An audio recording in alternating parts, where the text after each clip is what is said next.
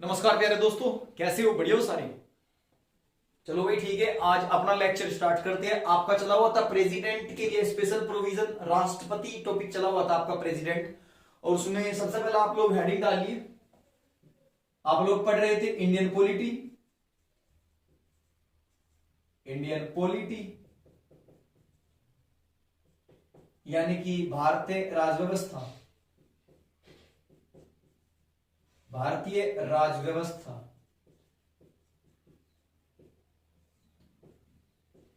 Indian polity, भारतीय राजव्यवस्था। और Indian polity के अंदर आप लोग पढ़ रहे थे पार्ट 5 भाग 5।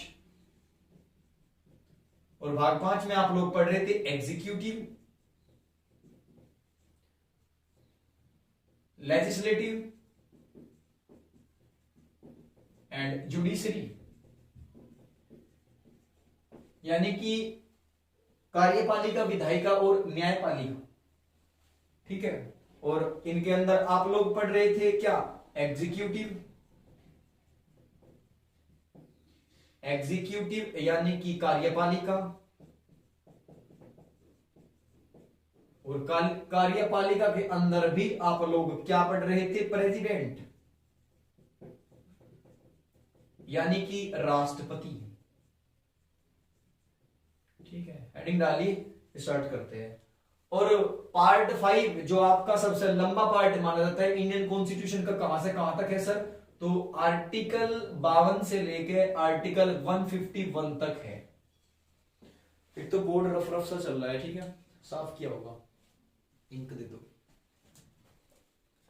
ठीक है भाई, नोट कर लो जल्दी से। ये इतनी चीजें तो बेसिक होती है, ये तो आप लोग अपनी कॉपी में पहले से रखा था, फिट करे मिला करो भाई।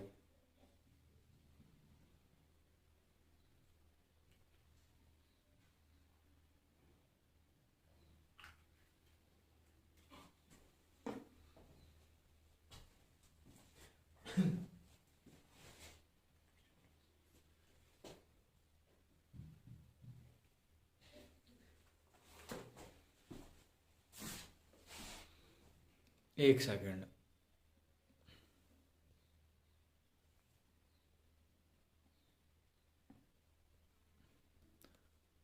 अब तो ठीक होगा भाई।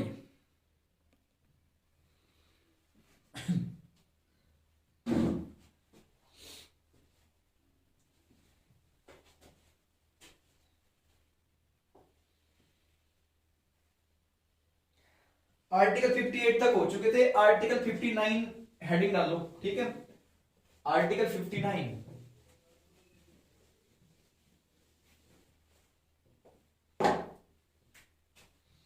आर्टिकल 59 अनुच्छेद 59। आर्टिकल 59 में आप लोग पढ़ोगे conditions, conditions of the president, condition of the president's office. ठीक है, राष्ट्रपति कार्यकाल की शर्तें।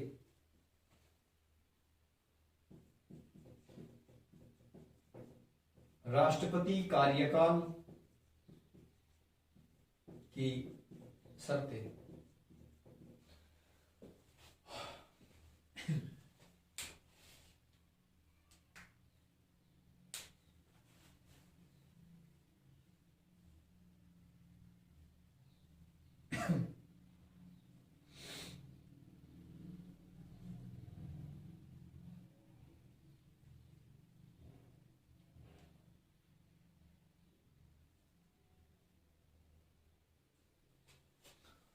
ठीक है, राष्ट्रपति कार्यकाल की शर्तें, जिसके अंदर नोट करो।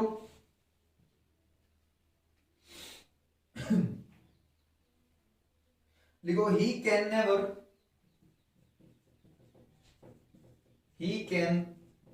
Never be the member of either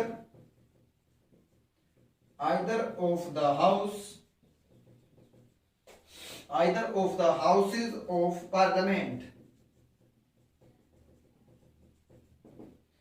लिखो,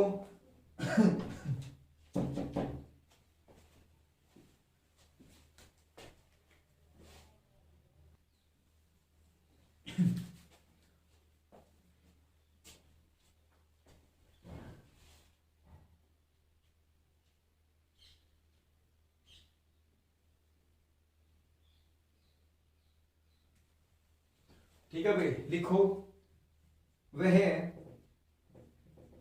वह संसद की किसी भी सदन का सदस्य नहीं हो सकता, सदन का सदस्य नहीं हो सकता। ठीक है भाई।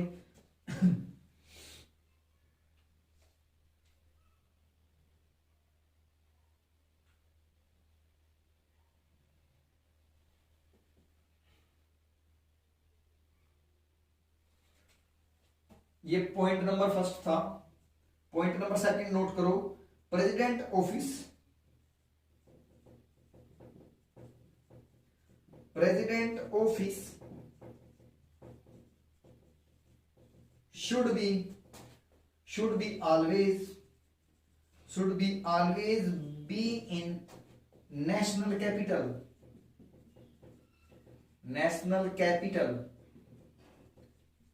or near to the Supreme Court,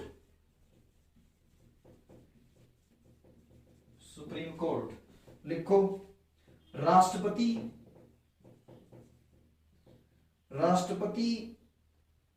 कार्यालय सदैव राष्ट्रीय राजधानी, राष्ट्रपति कार्यालय सदैव राष्ट्रीय राजधानी या सर्वोच्च न्यायालय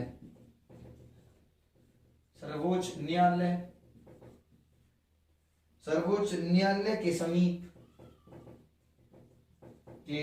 समीप होना चाहिए। ठीक है। पॉइंट नंबर थर्ड लिखो, he will be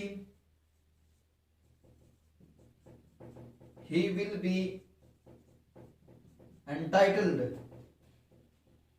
and he will be entitled for a government residence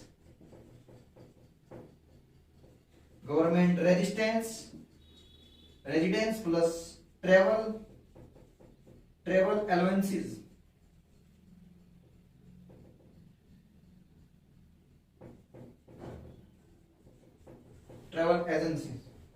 allowances, देखो राष्ट्रपति एक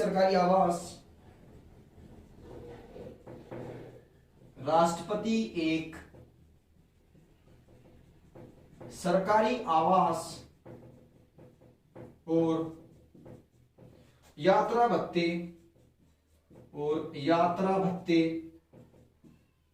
का भोगी होगा। ठीक है।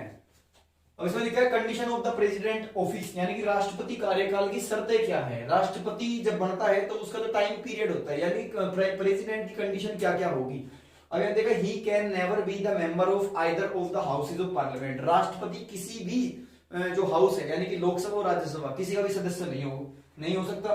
President office should be always be national capital और near to the supreme court, यानी कि राष्ट्रपति भवन जो होगा वो राष्ट्रीय राजधानी क्षेत्र के अंदर होगा और सुप्रीम कोर्ट के बिल्कुल नजदीक में होगा। ठीक है, पास में होगा।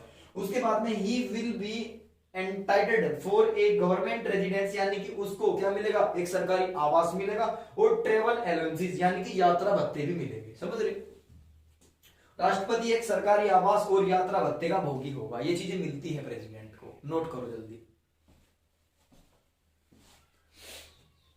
कट रहा होगा नहीं, ठीक है, कोई नहीं, मैं फिर भी कर रहा हूं, डेली का काम होता है ये तो। एक बार अब सही है, करो।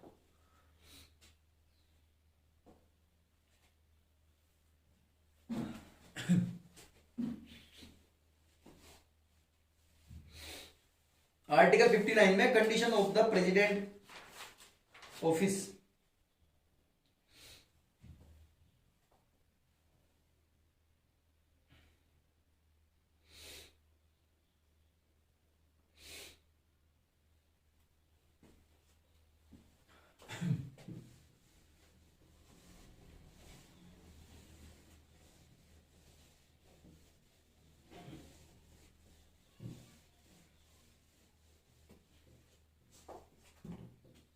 लिखो भाई।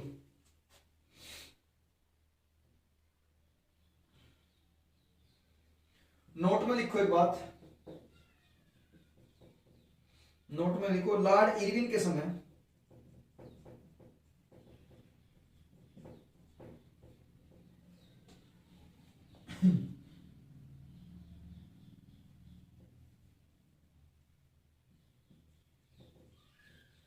लॉर्ड इरविन के समय, लॉर्ड इरविन के समय में राष्ट्रपति भवन को वायसराय हाउस,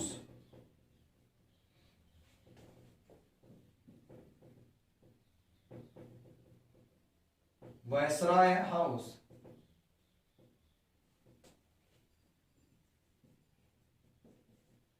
कहा जाता था।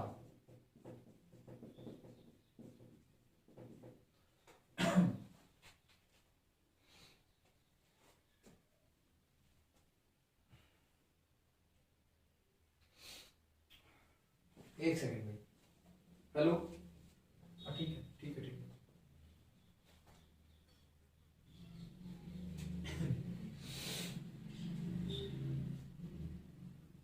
नेक्स्ट लिखो, नोट है ये भी, नेक्स्ट नोट, राष्ट्रपति भवन में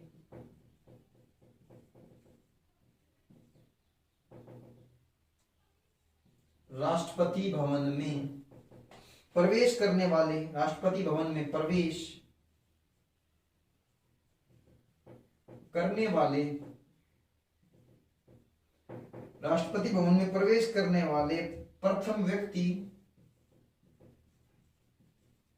व्यक्ति महात्मा गांधी थे। महात्मा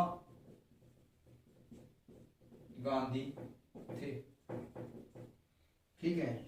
अगर हम गांधी की बात करें तो गांधी कब गए थे, सबसे पहले एंट्री कब की गई थी, यानी कि अगर प्रेसिडेंट हाउस में यानी कि राष्ट्रपति भवन में कोई गया था तो महात्मा गांधी थे, सबसे पहली बार महात्मा गांधी ही गए थे।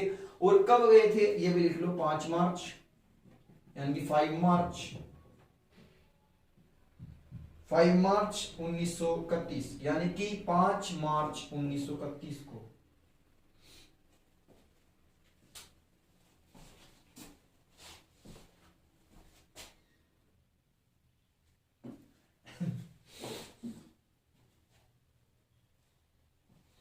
ठीक है भाई।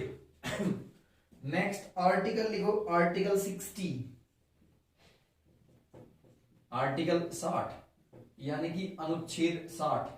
इसके अंदर लिखो क्या है, oath of the president, oath of the president यानी कि राष्ट्रपति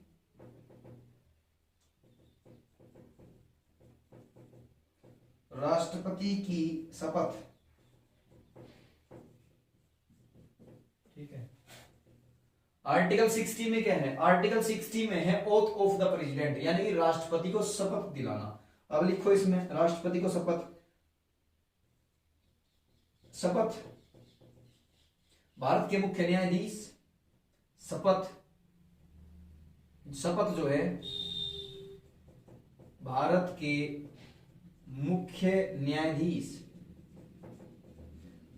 के मुख्य न्यायाधीश के द्वारा राष्ट्रपति, शपथ जो है, शपथ किसके द्वारा दिया जाएगी, शपथ राष्ट्रपति को शपथ दिलाता है भारत का मुख्य न्यायाधीश यानी कि चीफ जस्टिस ऑफ इंडिया। समझ रहे, भारत के राष्ट्रपति शपथ भारत के मुख्य न्यायाधीश के द्वारा राष्ट्रपति को शपथ, क्या हो रहा है इस बोर्ड में आज को, शपथ ग्रहण कराई जाएगी,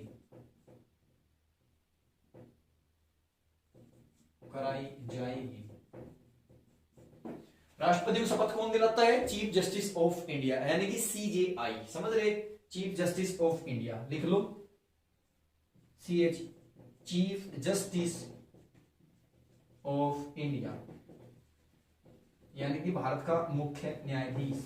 इसको भी अलग से पढ़ेंगे, चीफ जस्टिस ऑफ इंडिया क्या होता है, नियुक्ति कैसे होती है, क्वालिफिकेशन क्या क्या होती है इनके लिए, ठीक।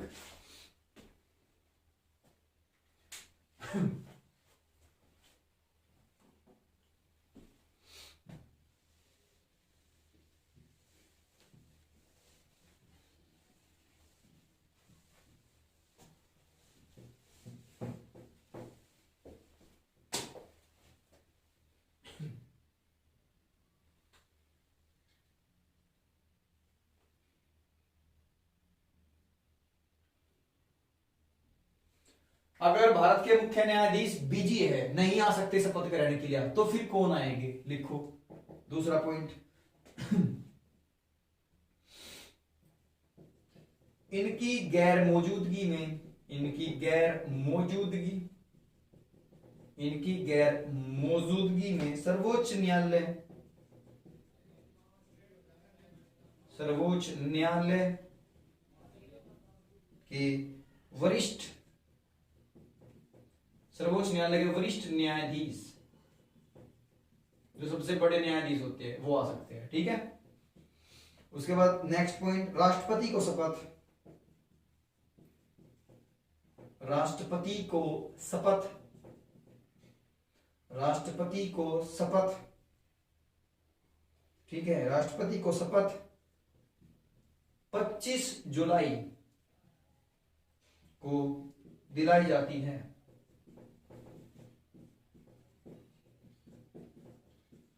ये ध्यान रखना, जब भी कोई नया प्रेसिडेंट बनता है तब उसको ओथ ग्रहण कब, यानी कि उसको ओथ कब दिलाई जाती है, शपथ ग्रहण कब करता है, तो डेट है 25 जुलाई।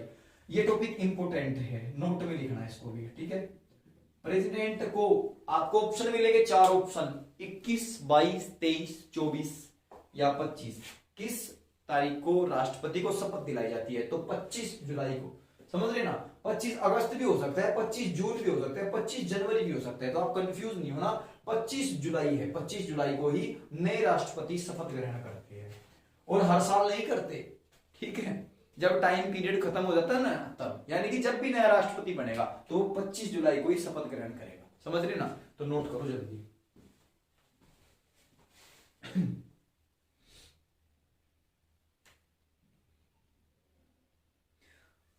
ठीक है भाई, उसके बाद article 61, impeachment of the president, राष्ट्रपति पर महाभियोग। और महाभियोग क्या होता है, राष्ट्रपति को महाभियोग से हटा दिया जाता है। अगर आप राष्ट्रपति को हटाना चाहते हो तो राष्ट्रपति पर क्या लगाना पड़ेगा, इंपीचमेंट का प्रोसेस अप्लाई करना पड़ेगा। ठीक है, इंपीचमेंट क्या होता है सर, ये महाभियोग होता है। इस महाभियोग को, इंपीचमेंट को संसद के दोनों सदन मिलकर लगाते हैं। ठीक है, 1/3 वोटिंग से इसको पास भी करना होता है। तो लिखो नेक्स्ट, आर्टिकल 61 अनुच्छेद 61,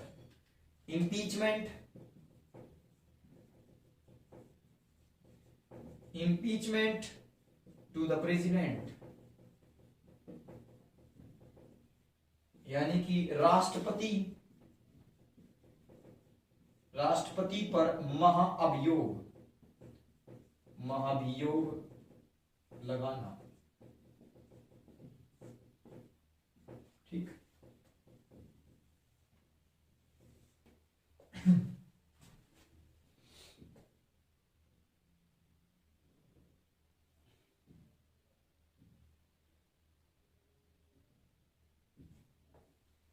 लिखो इसके आर्टिकल 61 में फर्स्ट पॉइंट लिखो, आइदर ऑफ द हाउसेज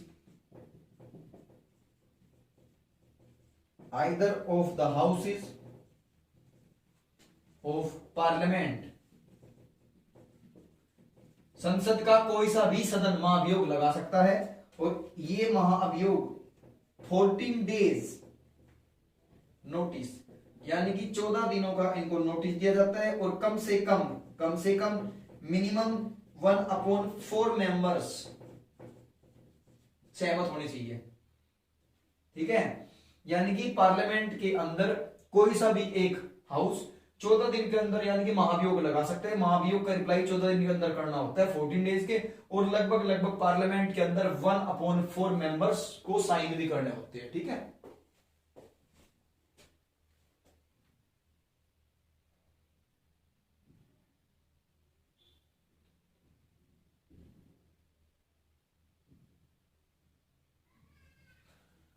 और लिखो इसमें क्या होता है, इसमें 14 दिनों के अंदर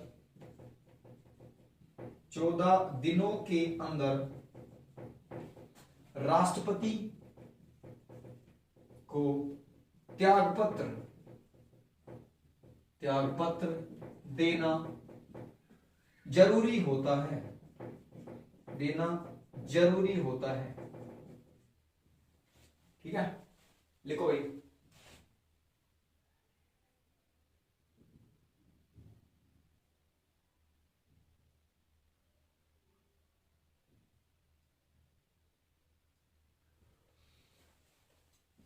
अगर प्रेसिडेंट को किसी भी चीज में इन्वॉल्व कर दिया, ये मानते हैं कि प्रेसिडेंट गलत है, प्रेसिडेंट ने कोई गलती की है, तो संसद का कोई सा भी हाउस मिलके क्या करता है, महाभियोग यानी कि इंपीचमेंट लगा देता है प्रेसिडेंट पे। अगर प्रेसिडेंट साहब गलत है तो संसद का कोई सा भी हाउस क्या करेगा, 1/4 वोट से 1/4 कैंडिडेट को लेके अपने साथ, उनकी जो सिंपैथी है वो लेके, उनकी जो पॉजिटिविटी है उसको लेके और उनकी राय को लेगा, यानी कि 1/4 जो मेंबर्स है उनकी तो सलाह होगी, वे तो साइन करेंगे ही करेंगे।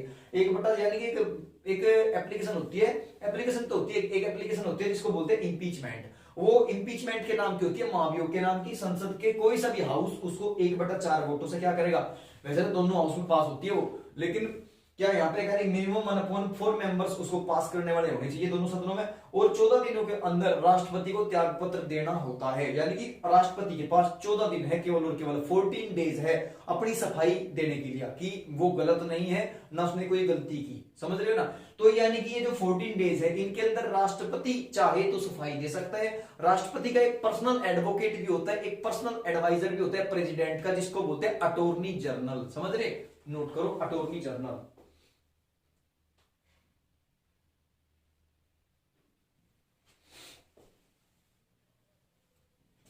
यह होता है एक राष्ट्रपति का, एक होता है legal advisor, LEGAL, legal advisor, legal advisor यानी कि वैधानिक सलाहकार,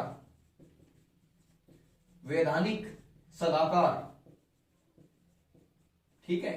और जो राष्ट्रपति का लीगल एडवाइजर होता है, जो वैधानिक सलाहकार होता है, ये होता है आपका अटॉर्नी जनरल, अटॉर्नी जनरल यानी कि भारत का महान्यायवादी, भारत का महान्यायवादी, ठीक है। ये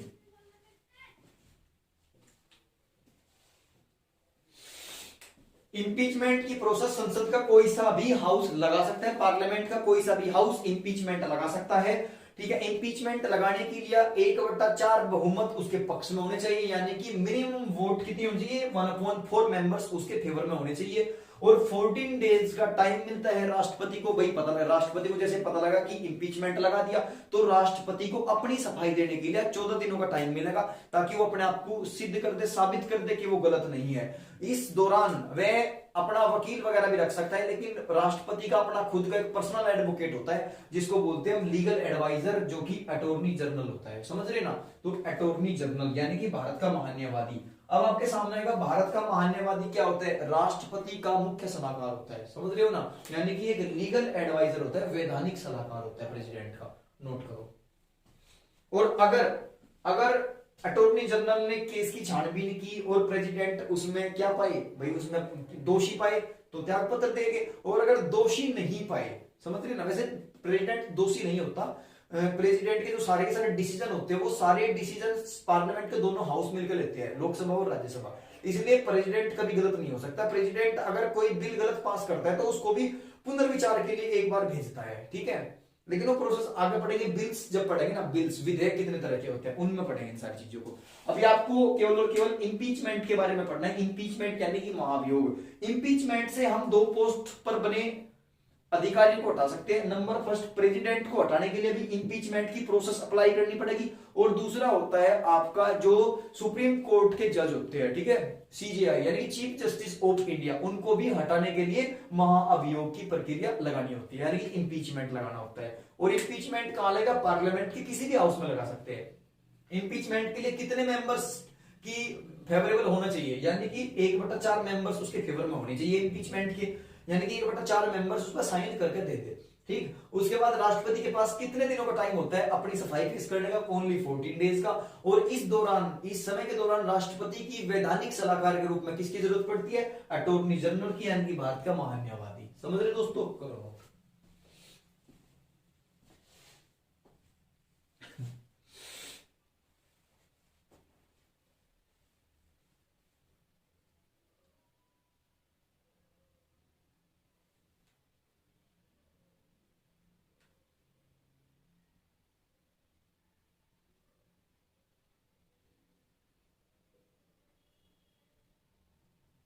अब उसके बाद लिखेंगे भारत के सभी प्रेसिडेंट जो आज तक नियुक्त हुए हैं, ठीक है, जितने भी टोटल आज तक प्रेसिडेंट हुए वो सारे प्रेसिडेंट नोट करेंगे।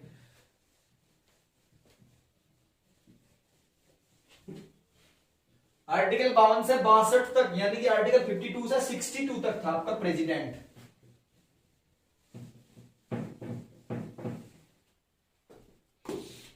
तो लिखो president of India,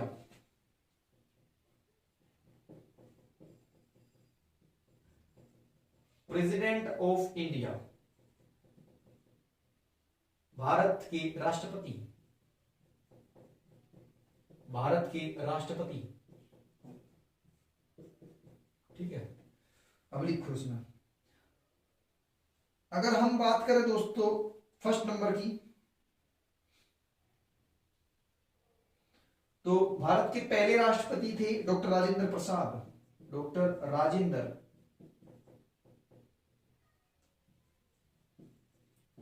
Prasad, doctor Rajendra Prasad, doctor Rajendra Prasad, जिनका कार्यकाल रहा, नोट कर लेना इस चीज को, जिनका कार्यकाल 1950 से 1952 तक रहा, कार्यकारी थे ये पहले, ठीक है। उसके बाद अगर बात करें 1952 से लेकर 1957 तक रहा, और उसके बाद अगर हम बात करें 1957 से लेकर और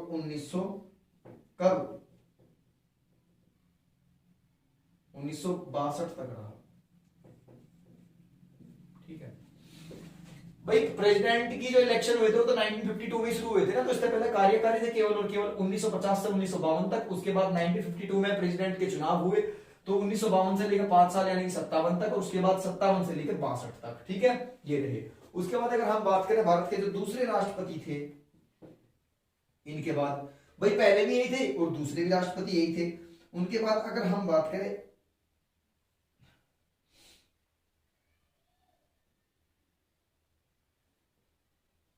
उसके बाद दूसरे राष्ट्रपति भारत के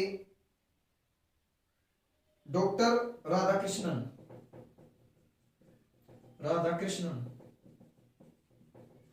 डॉक्टर राधाकृष्णन, जो कि डॉक्टर राधाकृष्णन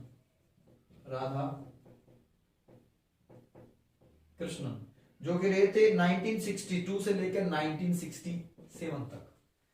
उसके बाद में तीसरे नंबर पर आते हैं आपके डॉक्टर जाकिर हुसैन, डॉक्टर जाकिर हुसैन, ठीक है, डॉक्टर जाकिर हुसैन, जो कि कब तक रहे थे, ये रहे थे आपके 1967 से लेकर और 1969 तक रहे थे, ये मौत हुई थी इनकी बीच में। उसके बाद लिखो डॉक्टर जाकिर हुसैन जो थे ये फर्स्ट मुस्लिम प्रेसिडेंट थे, first Muslim president, first Muslim president, प्रथम मुस्लिम राष्ट्रपति। भारत के प्रथम मुस्लिम राष्ट्रपति कौन थे? डॉक्टर जाकिर हुसैन, ठीक है। भारत के पहले राष्ट्रपति कौन थे जिनकी कार्यकाल के दौरान मृत्यु हुई थी? तो भी डॉक्टर जाकिर हुसैन, ठीक है। लिखो नोट में, कार्यकाल के दौरान मृत्यु, ठीक है। अगर हम फोर्थ नंबर की बात करें तो फोर्थ नंबर पे देखो, जब इनकी मौत हुई तब इनके तुरंत बाद 1969 में, समझ रहे, 1969 में दूसरे राष्ट्रपति बन के आए जो थे वी गिरी, ठीक है। और ये एक्टिंग प्रेसिडेंट थे,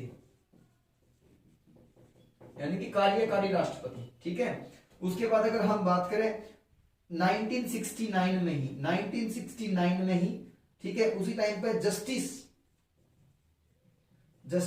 एम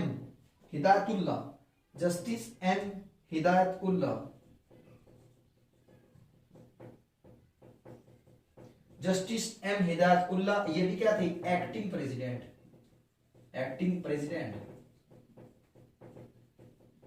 ठीक है। ये अब उसके बाद ये तो कार्यकारी होगी, लेकिन अगर फोर्थ नंबर की बात करें, चौथे नंबर पर कौन आए थे? वीवी गिरी। और वीवी गिरी की बात करें तो ये कब तक रहे थे? लिखो वीवी गिरी, तो ये रहे थे आपके 1969 से लेके और 1974 तक, यानी कि 1969 से लेकर 1974 तक। ठीक है,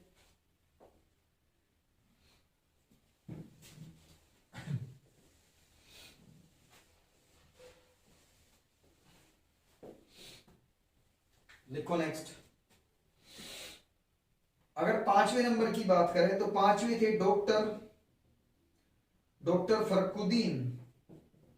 फखरुद्दीन अहमद। डॉक्टर फखरुद्दीन अहमद।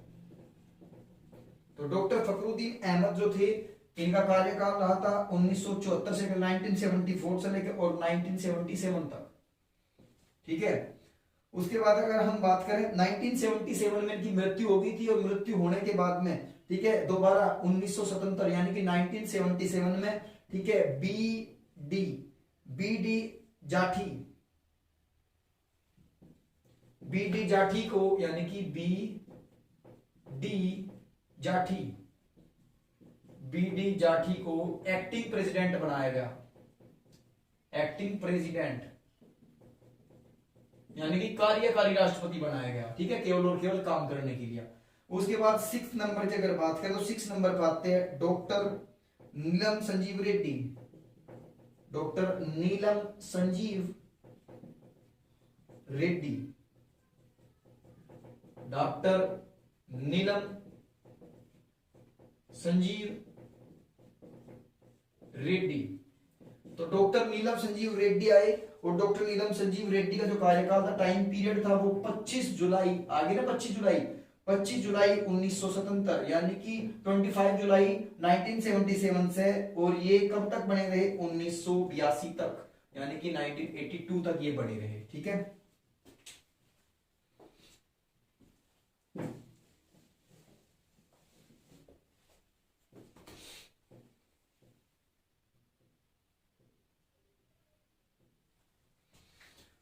उसके बाद अगर 7वें नंबर की बात करें तो 7वें नंबर पर है आपके सरदार ज्ञानी जैल सिंह। सरदार ज्ञानी जैल सिंह। सरदार ज्ञानी जैल सिंह, और इनका जो ड्यूरेशन था, यानी इनका जो टाइम पीरियड था, वो 1982 से लेके और 1987 तक। ठीक है, उसके बाद 8 नंबर की अगर बात करें तो 8 नंबर पर डॉक्टर आर वेंकटरमन।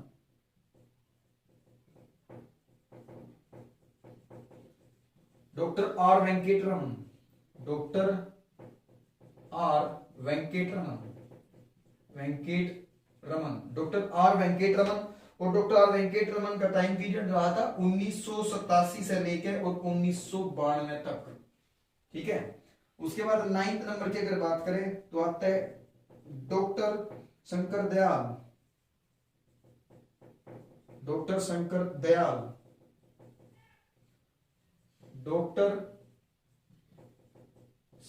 दयाल। और डॉक्टर शंकर दयाल की अगर बात करें तो डॉक्टर शंकर दयाल शर्मा भी है। ठीक है, शर्मा भी लगा लेना, डॉक्टर शंकर दयाल शर्मा, डॉक्टर शंकर दयाल शर्मा। ठीक है, डॉक्टर शंकर दयाल शर्मा की अगर बात करें तो इनका जो टाइम पीरियड था 1992 से लेकर 1997 तक चला। ठीक है, नोट करो इतने बार, इंक दे दो बार, हो गया।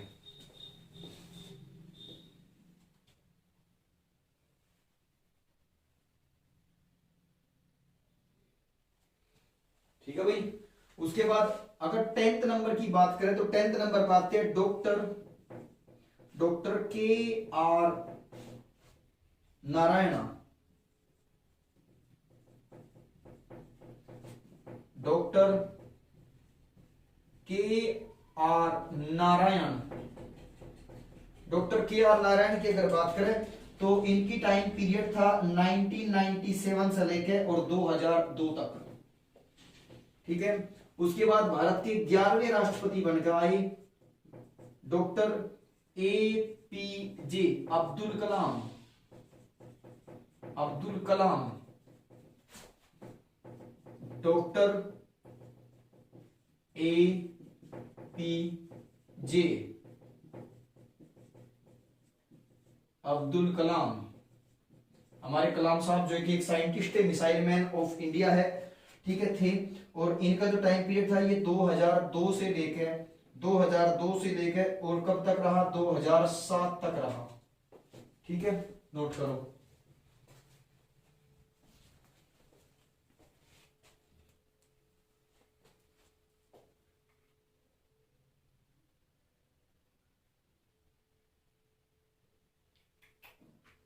संघ बज गया, हाथ जोड़ लू सारे, ठीक है। भारत के 11वें राष्ट्रपति कौन थे, डॉक्टर APJ अब्दुल कलाम।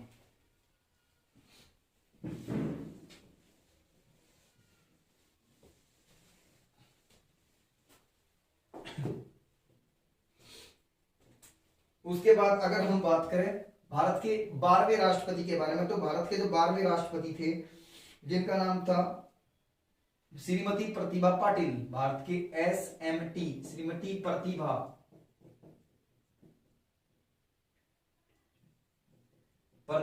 पाटिल, ठीक है, श्रीमती प्रतिभा देवी पाटिल, ठीक है। इनका जो ड्यूरेशन था वो 2007 से लेकर और 2012 तक रहा, ठीक है मेरे भाई।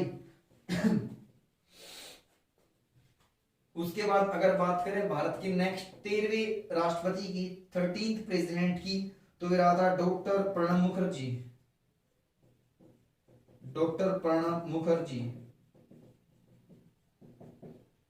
Doctor Pranab Mukherjee, doctor Pranab Mukherjee. और इनका जो ड्यूरेशन था वो ड्यूरेशन रहा 2012 से लेकर 2017 तक, ठीक है। उसके बाद भारत के 14वें राष्ट्रपति बनकर आए, ठीक है, श्री रामनाथ कोविंद, ठीक है, रामनाथ कोविंद,